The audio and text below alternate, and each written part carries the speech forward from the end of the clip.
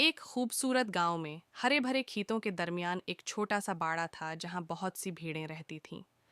उन्हीं में एक नन्हा, नर्म व मुलायम सफेद रोई के गाले जैसा मेमना पैदा हुआ, जिसका नाम वुली रखा गया।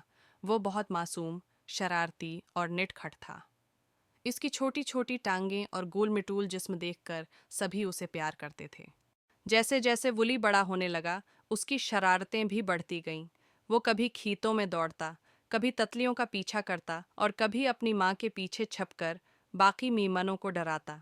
मगर सबसे ज्यादा मजा उसे नरम घास पर लेटने और बादलों को देखने में आता था। वो बादलों को देखकर सोचता, काश मैं भी उन बादलों की तरह आसमान में उड़ सकता। वुली का एक ख्वाब था, वो दुनिया घूमना चाहता था। उसने अपनी माँ से कहा, माँ, मैं खेतों से बाहर जाना चाहता हूँ, मैं देखना चाहता हूँ कि दुनिया कितनी बड़ी है। उसकी माँ मुस्कुराकर बोली, बेटा, दुनिया बहुत बड़ी और खूबसूरत है, लेकिन हर जगह जाने के लिए सब्र और समझदारी ज़रूरी है। पहले तुम्हें खुद को मजबूत बनाना होगा। वुली ने माँ की बात गौर से सुनी और फैसला किया कि वो बहादुर और समझदार बनेगा। एक दिन वुली ने चरागाह से बाहर निकलने की हिम्मत की। वो छलांग लगाकर बाड़े के छोटे से दरवाजे से बाहर निकल आया।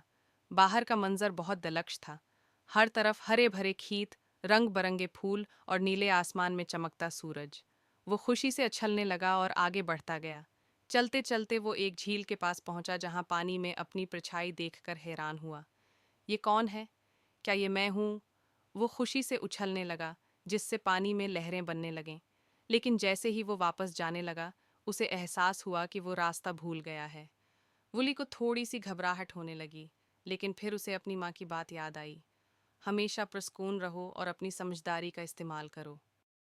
वुली ने हिम्मत न हारी और अपनी नाक से सूंघते हुए चरागाह की खुशबू को पहचानने लगा। जल्द ही वो खेतों के रास्ते अपनी माँ के पास वापस पहुंच गया। जैसे ही वो बाड़े में दाखिल हुआ, सभी भेड़ों ने खुशी से उसका इस्तकबाल किया।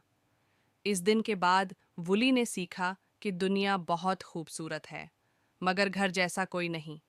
वो जान गया कि अगर हमें कुछ बड़ा करना है तो पहले खुद को मजबूत और समझदार बनाना होगा।